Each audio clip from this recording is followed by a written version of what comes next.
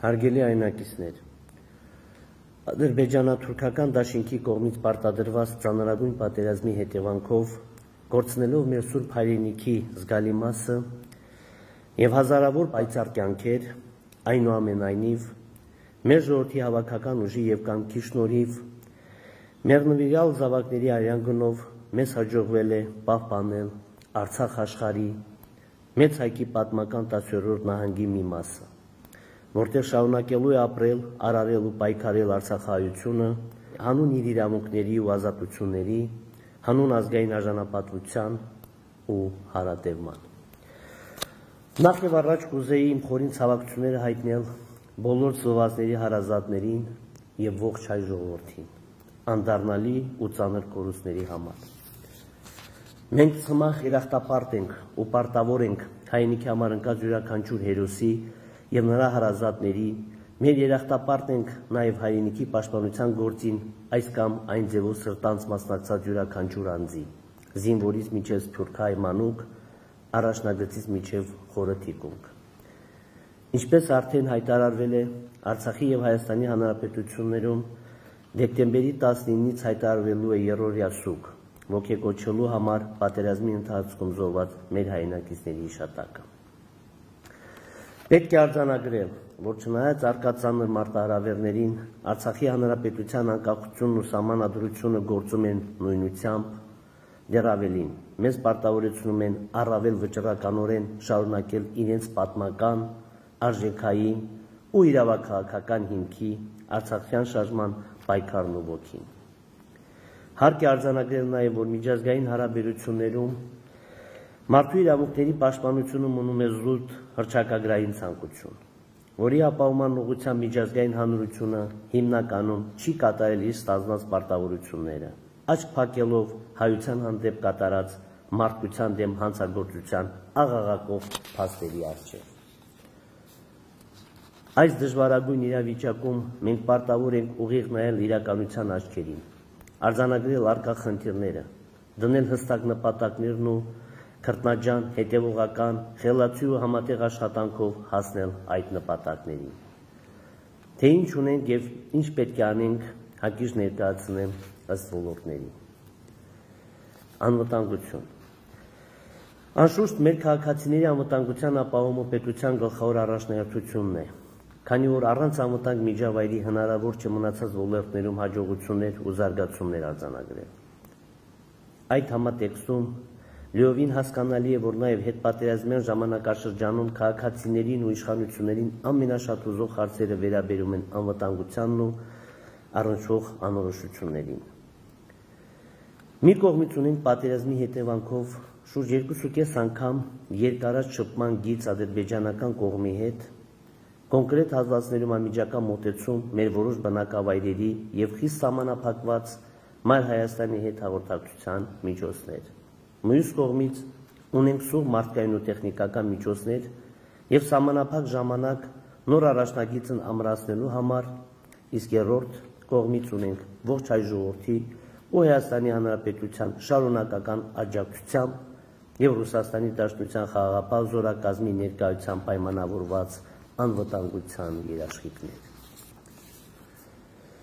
Այժմ Արցախի իշխանությունները կատարում են հնարավոր ամեն ինչ մեր լիազորությունների ու կարողությունների սահմաններում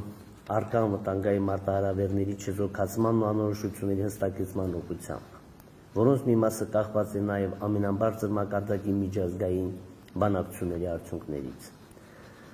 Այնուամենայնիվ, անկախ առկա օբյեկտիվ դժվարություններից մեկ բան ակնհայտ է մեզ համար, այն է, պաշտպանության բանակը ողջ հայության աջակցությամբ շարունակելու է իր գործառույթներն ու ջանքերը Արցախի բնակության ֆիզիկական անվտանգության ապահովման ուղղությամբ, որոնք լրացում են Ռուսաստանի Դաշնության խաղաղապահ զորակազմի երաշխիքներով։ Այնուհանդերձ, ադրբեջանական կողմը շարունակում է իր մշտական սադրիչ վարքագիծը, որի ցնցուն օրինակներից են վերջին օրերին նրանց գործողությունները Խծաբերդի ու Բերդաձորի հատվածներում։ Պաշտպանության բանակի զինծառայողների եւ ռուս խաղաղապահների կողմից կանխվել են ադրբեջանական զինծառայողների տարբեր սանդրանքներ իսկ 3 երեկոյան նրան դուրս է մղել Շուշիի հին Շենգյուղի մերձակայքից։ Այս օրերին Բերդաձորի ուղղությունը ոչ միայն չի տուժել, իսկ հակառակորդին թույլ չի տվել մուտք գործել որևէ բնակավայր։ Ցավոք Խծաբերդի ուղղությամբ մեր մի քանի տասնյակ զինծառայողներ գերի են ընկել ադրբեջանական կողմին եւ այժմ պաշտպանության նախարարությունը պարզում է բոլոր հանգամանքները։ Ես անձամբ հետևողական եմ լինելու, որ այս միջադեպի մեղավորները ենթարկվեն իրավապահ պատասխանատվության։ Նրանց արագ ու անվտանգ վերադարձը հայրենիք պետք է լինի բոլորիս առաջկա ջանքերի կիզակետում եւ արդեն իսկ քայլեր ձեռնարկում են այդ ուղղությամբ։ Հաշվի առնելով Ռուսաստանի Դաշնության ստանձնած խաղաղապահ մանդատն Արցախում, ակնհայտ է, որ նոյեմբերի 9-ի եռակողմ հայտարարության դրույթների ու ձևավորված շփման գծի խախտումները հստակ անհարգալից վերաբերմունք է Ռուսաստանի եւ միջնորդական ջանքերի եւ խաղաղապահ մանդատի նկատմամբ։ Ուստի Հայաստանի Հանրապետության ռազմաքաղաքական ղեկավարության հետ միասին աշխատում ենք ռուսական կողմի հետ, որպեսզի համատեղ կանխենք ադրբեջանական սանդրակները, իսկ պաշտպանության բանակը իհարկե զուգահեռաբար կատարում է իր պարտականությունները եղած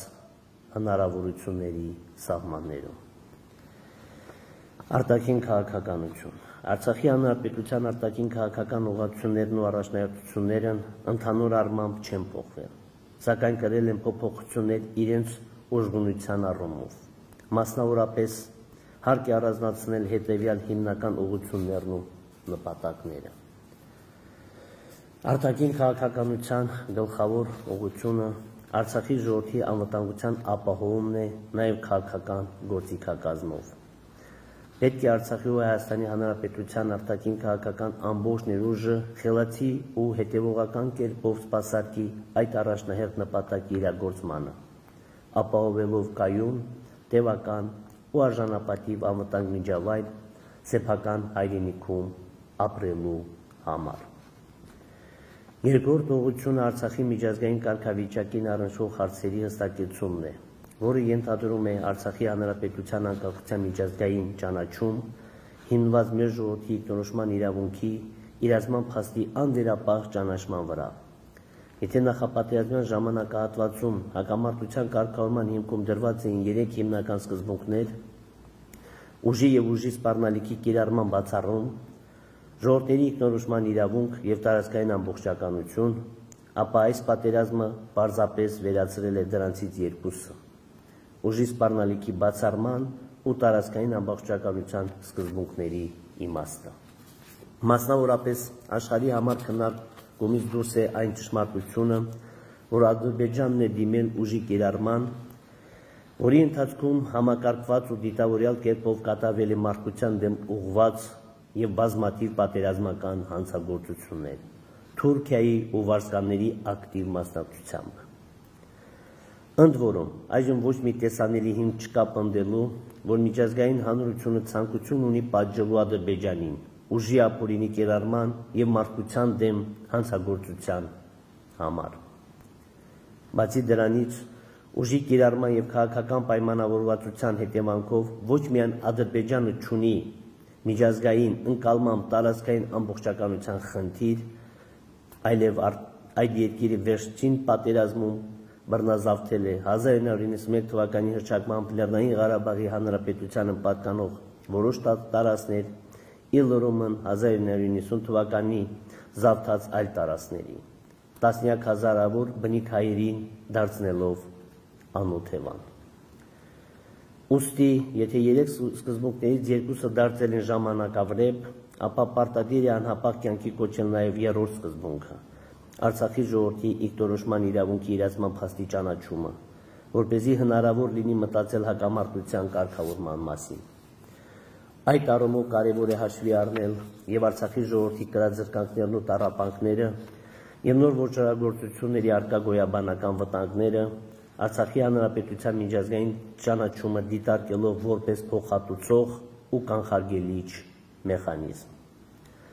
Բոլորի համար հասկանալի է, որ միջազգայինորեն ճանաչված կարգավիճակը նշանակալի գործնական երաշխիքներ է տալու մեր ժողովրդի անվտանգության ու իրավունքների պաշտպանության ապահովման համար։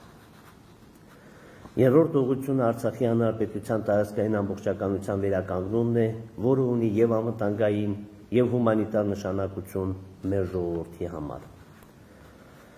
Չորրորդ ուղղությունը մարդասիրական հարցերի կարգավորումն է, որը ներառում է թե գերիների ու անհետ կորածներին առնչվող խնդիրների լուծում, թե տեղահանված անձանց իրենց բնակավայրերի վերադարձի ապահովում, թե հոգևոր մշակութային ժառանգության պատշաճ պաշտպանություն։ Այդ համատեքստում շատ կարևոր է միջազգային մարդասիրական շարունակական աջակցության ապահովումը, որի առաջամարտիկն է դարձել օտարերկրյա պետություններից Ռուսաստանի Դաշնությունը, Արցախին ցուցաբերվող ուղիղ ու մեծածավալ աջակցությամբ։ Հույս ունեմ, որ այլ պետություններ ու միջազգային խոշոր կազմակերպություններ օրինակ կվերցնեն Ռուսաստանից, վերջապես կոտրելով Արցախի միջազգային արհեստական մեկուսացման սառույցը։ Անշուշտ Հայաստանի Հանրապետության անվերապահ, մշտական ու անգնահատելի աջակցությունը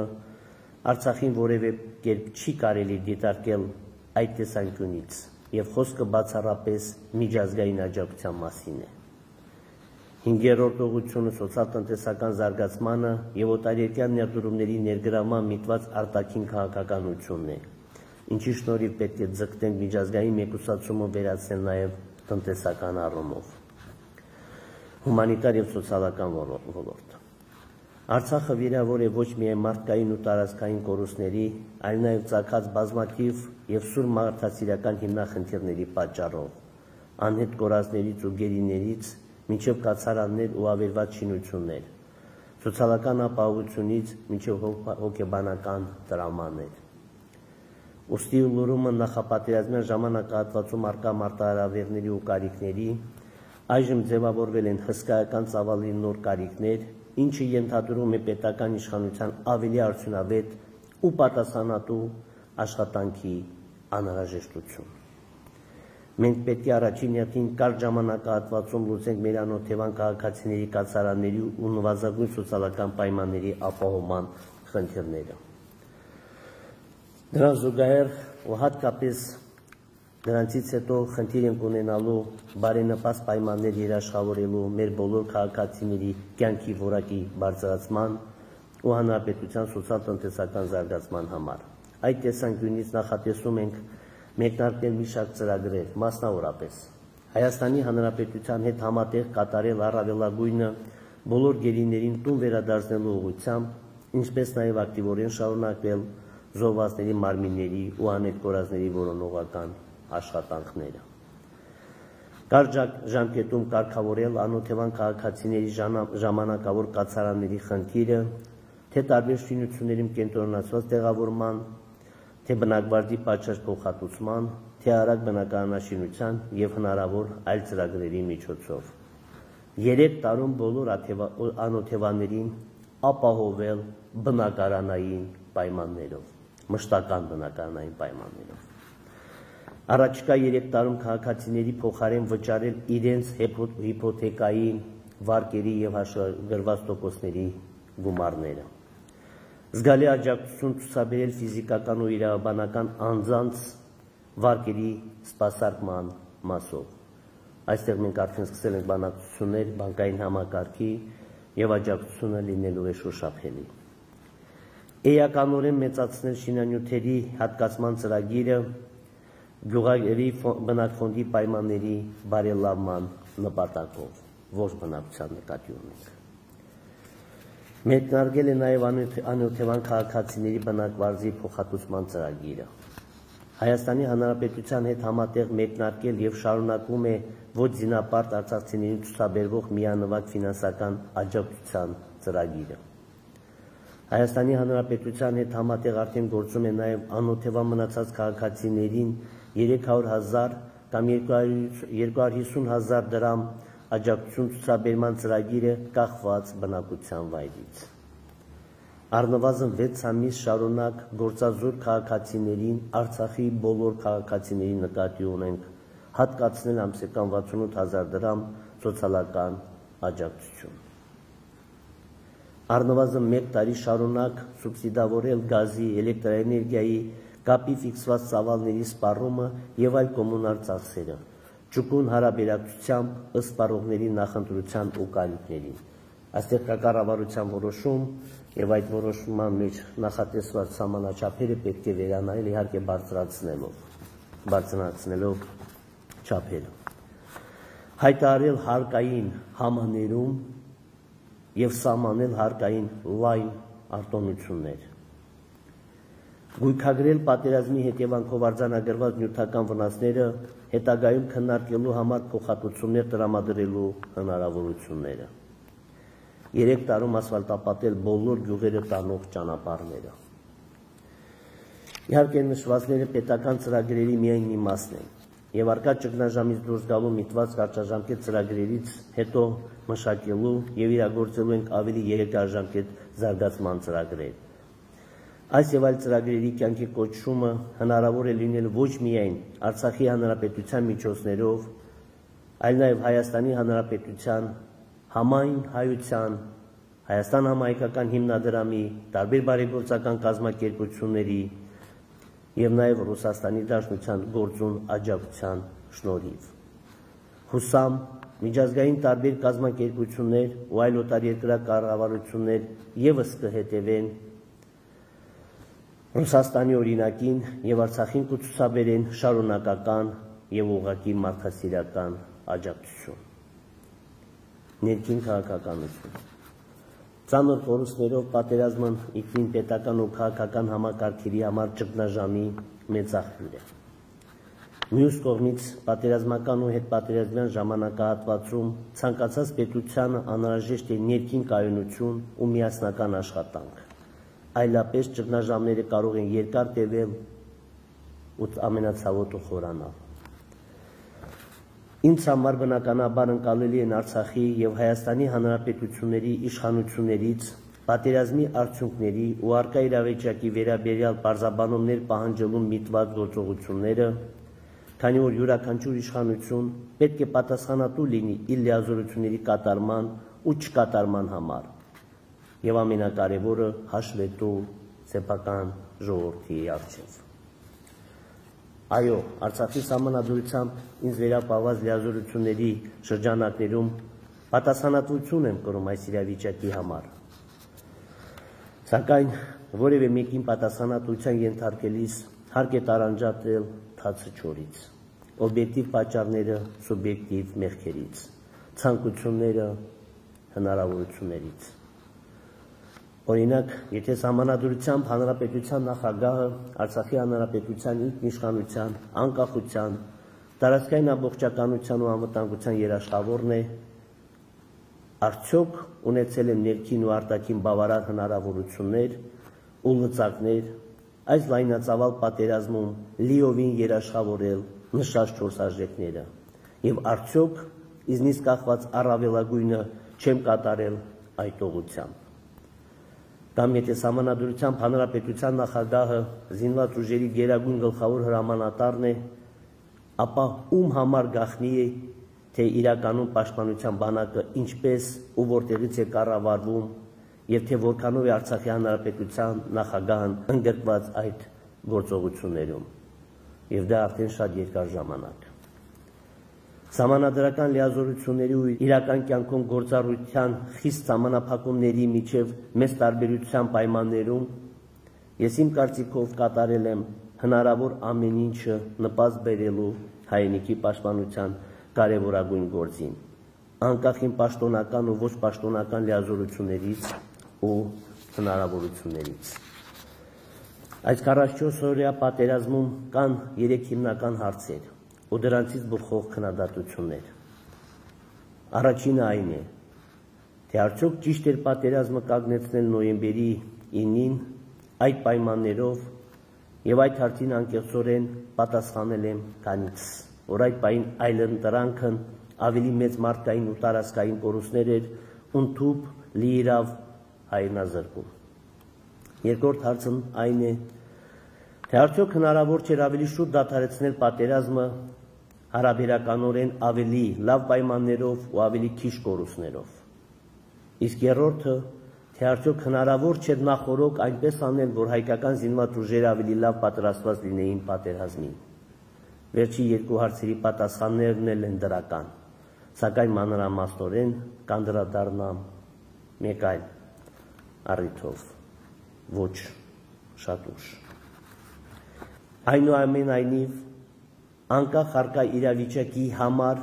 իմ իրական ու օբյեկտիվ պատասխանատվության չափից, պատերազմից հետո ես պատրաստ էի վայր դնել հանրապետության նախագահի իմ լիազորությունները,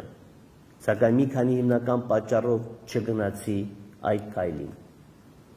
Նախ, արդյոք հետպատերազմյան հումանիտար աղետի, առերեսված ու բազմաթիվ զրկանքների մեջ խրված Արցախը արագ համախմբվելու և ժողովրդի առկա կարիքներով զբաղվելու փոխարեն պետք է անցներ քաղաքական լարվածության ու կառավարման անկայունության մի երկարատև փուլ։ Կարծում եմ պատասխանը պարզ է, առնվազն անմեղսունակ պետք է լինել ժողովրդի դարդերը թողնելու ու ներքաղաքական պայքարի կրկեսը մտնելու համար։ Երկրորդ, արդյոք արտաքին ու անվտանգային լրջագույն մարտահրավերների պայմաններում որևէ մեկը համոզված է, որ պատշաճ կամ նույնիսկ նվազագույն չափով երաշխավորված միջավայր ունենք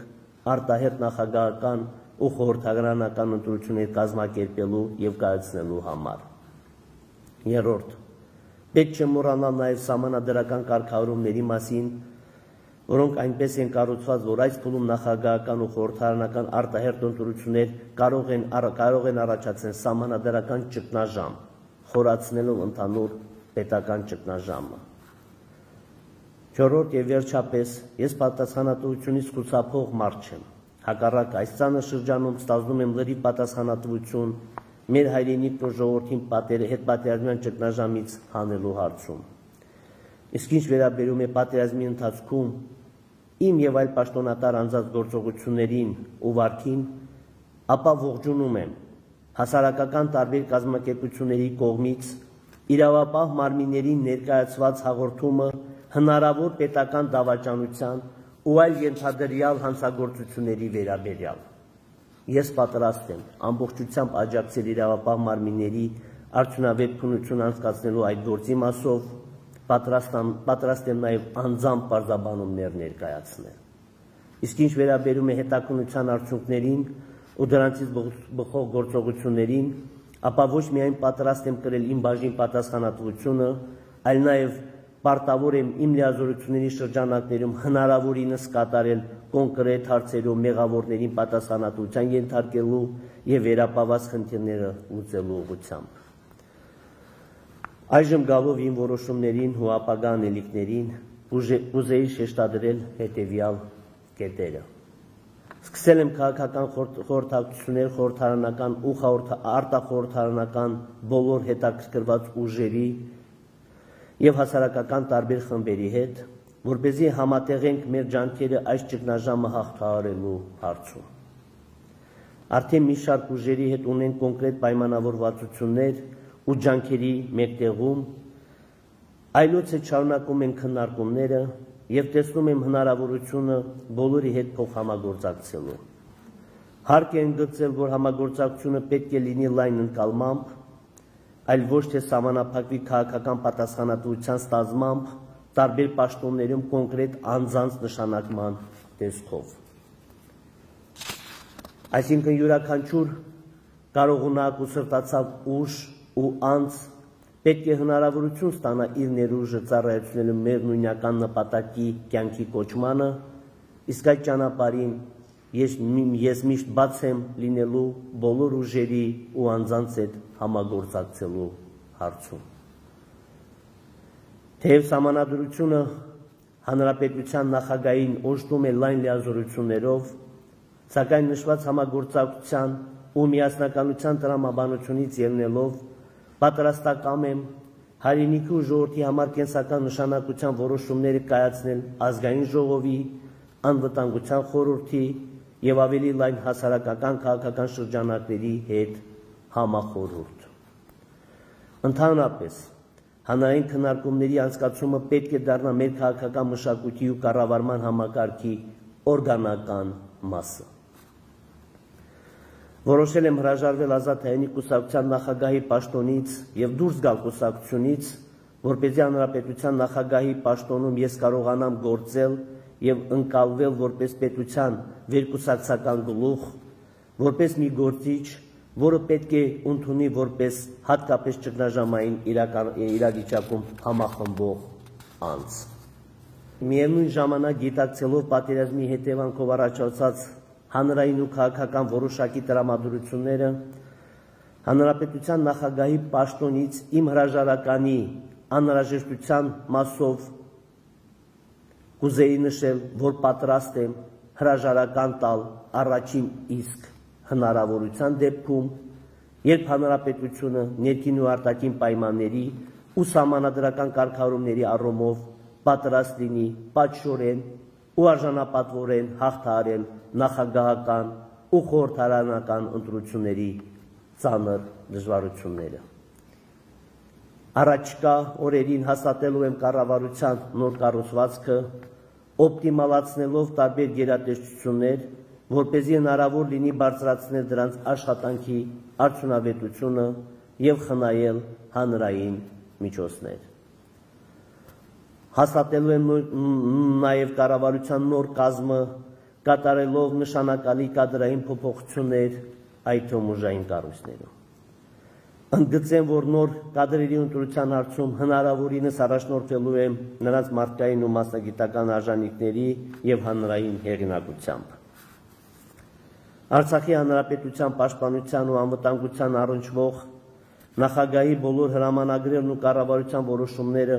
ընդունելու եմ բացառապես անվտանգության խորհրդի դրական եզրակացությամբ, մնացած մարմինների կողմից ընդունվող վերաբերելի իրավական ակտերի մասով եզրակացություններ տալու համար կմշակեմ համապատասխան մեխանիզմներ։ Անվտանգության խորհրդի կազմը կընդլայնի, որում ընդգրկված կլինեն ոչ միայն կոնկրետ լիազոր պաշտոնատար անձիկ, այլ նաև հասարակական քաղաքական տարբեր շրջանակների ներկայացուցիչներ։ Պետական կառավարում։ Այժմ պետական կառավարման համակարգն ընդհանուր առմամբ ճգնաժամի մեջ է, որը բացասականորեն է անդրադառնում պատերազմի հետևանքների հաղթահարման աշխատանքների արդյունավետության վրա։ Ուստի նախատեսում եմ մի քանի օրվա մեջ կատարել բոլոր հիմնական կառուցվածքային ու կադրային փոփոխությունները եւ արագացնել ու բազմապատկել հրատապ հիմնախնդիրների լուծման ջանքերը։ Ժողովրդի հրատապ կարիքների գոնե նվազագույն բավարարումից հետո մենք պետք է ձեռնամուխ լինենք կառավարման բարեփոխումների, որոնց մի մասը նախատեսել էինք նախապատերազմյան ժամանակահատվածում, իսկ մնացածի կարիքը դրսևորվել է պատերազմական ու հետպատերազմյան պայմաններում։ Այդ երկարատև բարեփոխումների արդյունքում կբարելավեն հանրային ծառայողների մասնագիտական կարողությունները, կբարձրանա վարչարարության, քաղաքացիների սպասարկման, հանրային միջոցների ծախսման, պետական ծրագրերի իրականացման եւ մի շարք այլ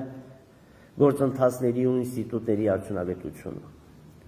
Պետական կառավարման բոլոր մարմիններին ու պաշտոնատար անձանց պահանջում եմ կատարել չափազանց պատասխանատու ու սրտացավ աշխատանք հետպատերազմյան ծանր մարտահրավերների հաղթահարման ուղղությամբ։ Մեզնից ոչ ոք բարոյական իրավունք չունի գլուխը հանգիստ բարձի դնել, եթե գիտի, որ իրենից է կախված զոհվածի կամ անհետ կորածի հարազատի, վիրավորի, անօթևանի կամ մեկ այլ խոցելի անձի այս կամ այն հարցի լուծումը։ Մեզնից ոչ ոք իրավունք չունի իրեն թույլ տալ շռայլություններ,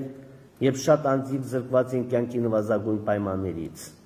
երբ զոհվածների ու անհետ կորածների զավակները կարիք ունեն պարզուշադրության։ Յուրաքանչյուր հանրային ծառայող պետք է գիտակցի, որ այժմ Արցախի բոլոր բնակիչները այսպես թե այնպես խոցելի են,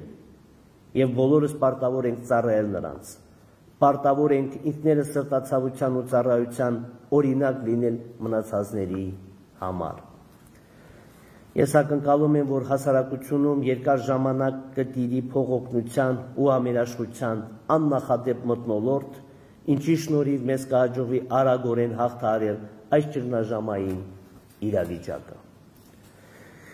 Իդեպ, նշվածի համատեքստում կուզեի անդրադառնալ նաև առաջնագծում ու թիկունքում սեփական պարտականությունների կատարումից խուսափած անձանց վերաբերյալ հանրային տրամադրություններին։ Այո, հանրության մեջ արկա է իրավացի, պարսավանք ու պահանջկոտություն նրանց հանդեպ, և բարձրաստիճան պաշտոնատար անձիկ և հանրային ծառայության ցածր օղակի և մասնավոր հատվածի տարբեր աշխատակիցներ այդ հիմքով հեռացվել են աշխատանքից։ Պատերազմի ընթացքում ես հրապարակել եմ աշխատանքից ազատված որոշ բարձրաստիճան պաշտոնատար անձանց ցանկը։ Ավելին, առաջնագծի ու թիկունքի դասալիկները չպետք է հետագայում նույնպես որևէ հնարավորություն ստանան բարձրաստիճան պաշտոն զբաղեցնելու, քանի որ ժողովրդի համար ամենավճռական պահին իրենց պարտականությունների կատարումից խուսափած անձիկ պարզապես չեն կարող բարեխղճորեն ծառայել նույն ժողովրդին։ Իսկ ինչ վերաբերում է ցածր օղակի աշխատակիցներին, ապա հաշվի առնելով դեպքերի բազմազանությունը, ծագած որոշ իրավական հիմնախնդիրներն ու առկա ծավալները, այդ հարցը պետք է առանձին ուսումնասիրության առարկա դառնա, որպեսզի արդար որոշումներ կայացվեն։ Այնուամենայնիվ, հարկ է ընդգծել, որ խրախուսանքի միջոցներ կիրառելիս գործատուները պետք է անպայման հաշվի առնեն տվյալ աշխատակցի վարքը, պատերազմի ընթացքում բացառելով անարդար որոշումները բարեխիղճ աշխատակիցների նկատմամբ։ Սիրելի հայրենակիցներ, հիմնախնդիրներն ու մարտահրավերները չափազանց շատ են այս ժամանակահատվածում, երբեմն անկառավարելի ու անորոշ մեզ համար։ Սակայն մեր նախորդ ու գալիք սերունդների առաջ պարտավոր ենք ամուր կանգնել հայրենիքի փրկության և զարգացման դիրքերում։ Մենք ազգովի վճռական ենք պատվով դուրս գալու այս ծանր իրավիճակից, ուղղելու մեր մեջքը և առաջ շարժվելու մեր պատմական երթում։ Մենք պարզապես իրավունք չունենք ձախողվելու այս փուլում, ինչը կարող է նշանակել բոլոր փուլերի ձախողում։ Սա մեր արդար պայքարն է, մեր նախնիների պայքարի բնական շարունակությունը, և մենք միանշանակ հաջողելու ենք։ Ամրություն, անվտանգություն ու հարատևում հայոց սուրբ հայրենիքում։